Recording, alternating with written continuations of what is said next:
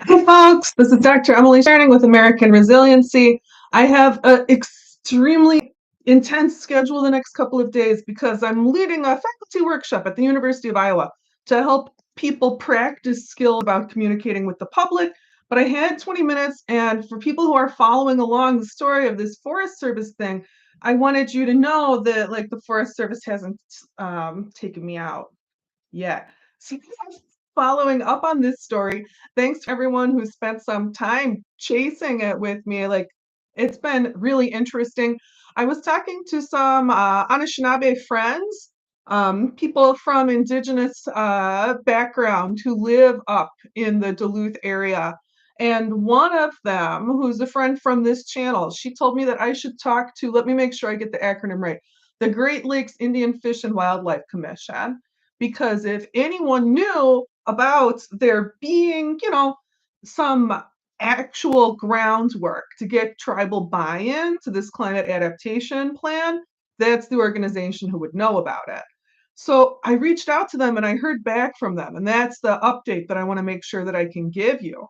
So this was interesting, and it supports some of the viewer theories about what's going on with this, and it gives us some practical reassurance that it's not a total ghost operation at the same time.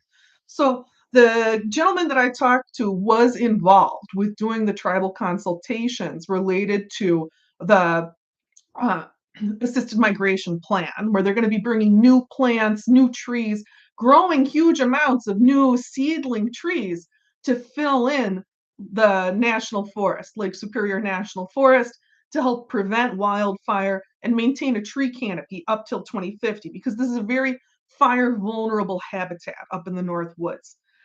They said that there has been a pretty intense tribal consultation process, which is cool, and the people are working on the ground. I also learned that, to their knowledge, the actual plan has not been published. They agreed it was pretty weird to see it presented at the conference as if it was published. And this is a person who worked on the plan, who's been working on the draft. So he was surprised to hear that anyone was talking about it being published. So, all of you who had like higher level government dysfunction as the explanation behind the weirdness of last week's video, I feel like you get some points on your scorecard. Anyone who was concerned that it was like purely a ghost operation, which was some of my concern here, is anyone actually doing this work? I feel like those concerns for me are somewhat laid to rest.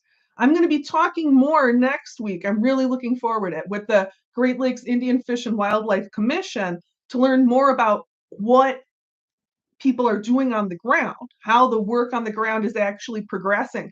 Because I think that this is some of the most exciting potential adaptation work happening in the country. This would be just huge in terms of successful use of the land, successful management of the land, and successful care of the land, if anyone is actually pulling this off.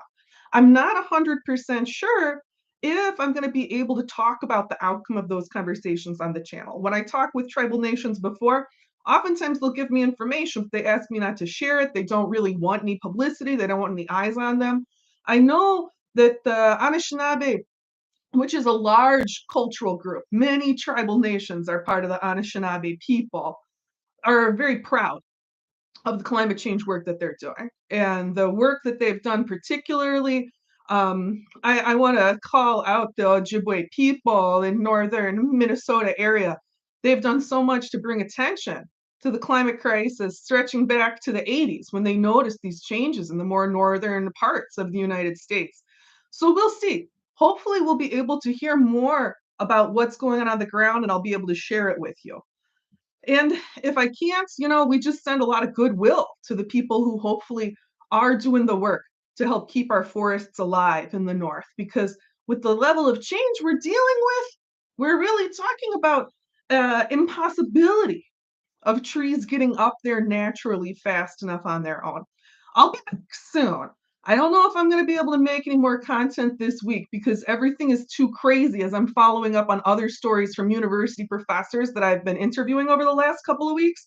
I am so excited about the ridiculous stories I'm going to be able to bring you in the next few weeks. I'm talking with this professor who maps human migration and is really like beautiful maps. Anyone who's on here because they love maps, I really hope this collaboration works out. Everyone is interested in what's going to happen with climate migration, right? Everyone is interested, where are the flows going to be? Where can we expect more people? How can we map this? This is the guy who can do it. I'm going to help him to overlay all currently available GIS data so that we can see what sorts of pulls and pushes are going to have people moving around the US, hopefully get a graphical representation of what to expect by 2050. I think that would be so awesome.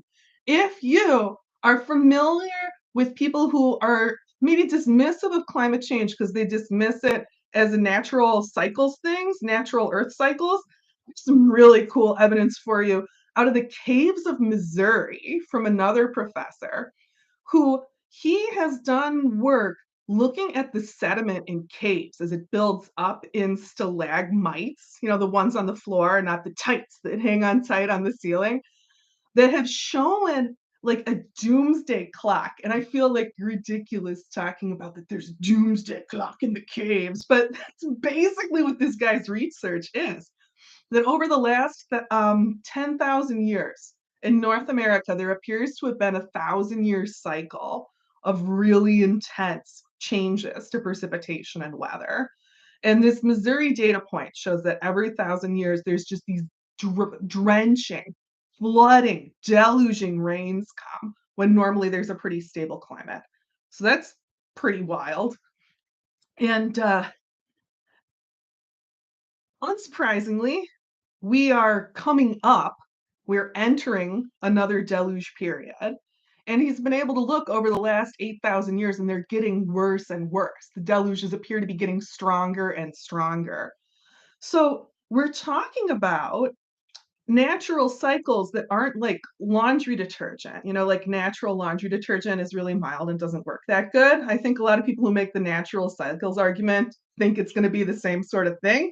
We're going to be able to deal with these natural cycles. They're not going to have a big impact. These natural cycles have already totally upended human civilizations in North America. When he showed me this 1,000-year natural cycle pacing, it immediately made me think about the Southwest megadrought's previous iteration, which peaked in the Great Drought of 1200 Common Era, that destroyed the civilization in the Four Corners region, which was at one time the most intensely populated part of the United States. The Great Drought has driven people out of the Southwest before. So I'm going to try and show you these stalagmites. You can see how clearly this cycle of like change and destruction is visible to the naked eye in these cave samples. It's so cool. I also want to talk with you about death rituals and how they changed the last time humans went through a major climate catastrophe, which, not to like say they're the same, the YK4A event was bad, but it's not like the supercharged thing we're heading for. But, nowadays, a lot of death rituals have changed. A lot of people are not mourning the same way they were. It's less likely there's a funeral. Like everything was upended during COVID, and then it kept being weird, right? People still don't feel like they have the energy to do normal mourning rituals. Maybe a memorial service happens when it happens, right? It's sad. And we don't talk about it because our culture doesn't talk about death with any comfort. The last time we went through a big climate shift, same thing happened. People abandoned these 1,000-year-long mourning rituals around collective burial. They changed the burial artifacts. They stopped crafting burial artifacts. And we can see what happened in the anthropological record as they reached a new period of stability. I think it's cool for those of us who are in places of like pain and grief, who like think about death but maybe don't want to talk about it related to the climate situation, to be able to look backwards instead of forwards and see that this human experience is not so isolated, that we're not so alone. And the artifacts are cool. So I'm going to go film a bunch of weird artifacts tomorrow to try and make you good content. And that's part of why I'm giving you this update now, which is relatively bad content. Joshua, I have just stopped ranting for a minute. You're in Davis County and you want to help? That's awesome. I know other people in Davis County who have contributed to the channel. So I am going to drop my email in the chat, and hopefully you can write me, and we will talk more offline. I'll try and get you hooked up. So thanks everyone who came on and listened. I hope this update is useful if you've been following the weird climate adaptation plan situation for Superior National Forest.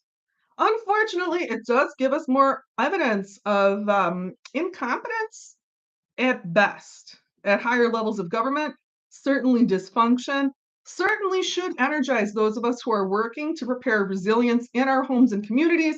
Resilience is evidently going to need to have a ground up push. We cannot trust that a lot of help is going to come from the top down. Take care, everyone. Talk to you soon.